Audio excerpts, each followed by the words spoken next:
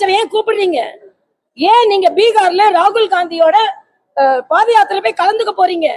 ஹிந்தி போடா, தெரியாது போடான்னு பனியனை போட்டு போங்க நான் சொல்றேன்.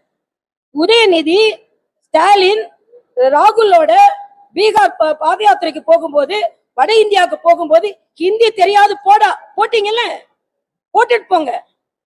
அதனால சும்மா இப்ப எல்லாம் இப்போ உங்களுக்கு எல்லாருக்கும் அகில இந்திய இமேஜ் வேணும்.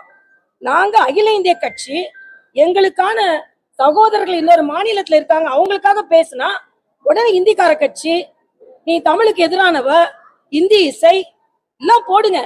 ஆனா இன்னைக்கு கூட சொல்றேங்க, தமிழை நிலை நிறுத்துவது நாங்க தாங்க. மரியாதைக்குரிய பாரத முதலமைச்சர் சொல்றார், தமிழக முகமூடி போட்டு வர முடியாதான். சிபி ராதாகிருஷ்ணன் தமிழக முகமூடியா உங்களுக்கு? வெக்கமா இல்ல? ஒரு தமிழனை எல்லா மாநிலத்தை சார்ந்தவர்களும் ஒப்புக்கொள்கிறார்கள், தமிழ்நாட்டுக்காரரை தவிர. இது எங்கேயாவது நடக்குமா? சந்திரபாபு நாயுடு ஒத்துக்கிறாரு, பீகார் ஒத்துக்குது, மகாராஷ்டிரா ஒத்துக்குது, மத்திய பிரதேசம் ஒத்துக்குது, காஷ்மீர் ஒத்துக்குது, மரியாதைக்குரிய அண்ணன் சிபிஆர். ஆனா அவர் பிறந்து வளர்ந்து 40 ஆண்டு கால அரசியல் செய்த ஒரு மாநிலத்தோட முதலமைச்சர் தமிழக முகமூடியான்.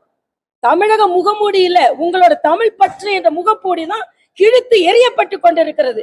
மூப்பனார், வேட்டி கட்டிய மூப்பனார் ஜனாதிபதி ஆகக்கூடாது. தமிழ்னு பேசுவோம், ஆனா தமிழர்கள் பிரதமர் ஆகக்கூடாது. அதே மாதிரி ஒரு தமிழன் அப்துல் கலாம் அவர்கள், அவருக்கும் ஓட்டு போட மாட்டீங்க.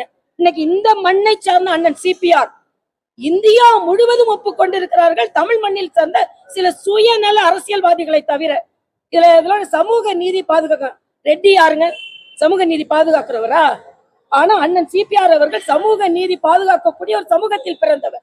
உங்களுக்கு வேணும்னா எப்படி வேணாலும் நீங்க, தமிழக மக்களிடம் நான் ஒன்றை கேட்டுக்கொள்கிறேன், சமூக நீதியை பற்றி பேசுவதற்கு திமுக இண்டி கூட்டணிக்கு எந்த அருகதையும் கிடையாது. ஏனென்றால் அவர்கள் சமூக நீதி இல்லாத ஒருவரை ஆதரிக்கிறார்கள், ரெட்டி சமூகத்தை சார்ந்தவர் ஆதரிக்கிறாங்க. ஒண்ணு, அதுக்காக நான் சமூகத்தை சொல்லல, நீங்க தானே நீதிபதி அப்படின்றத தாண்டி அவர் வந்து இல்ல நான் என்ன கேக்குறேன், நீங்க இல்ல நான் சுருக்க வேண்டாம், நான் என்ன சொல்றேன், நீங்க தானே சொன்னீங்க சமூக நீதினு சொன்னீங்கல்ல, அப்போ பிராமண பத்தி பேசுறீங்க நீங்க. அப்ப ரெட்டி சமூகத்தை பத்தி நான் ரெட்டி யாரும் குறைச்சே மதிப்பிடல.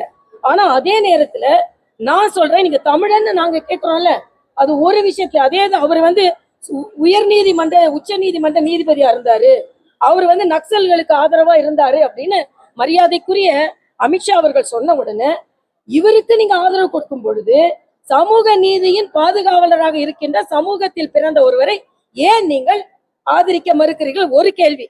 ஸ்டாலினுக்கு ஒரு கேள்வி. 2வது கேள்வி,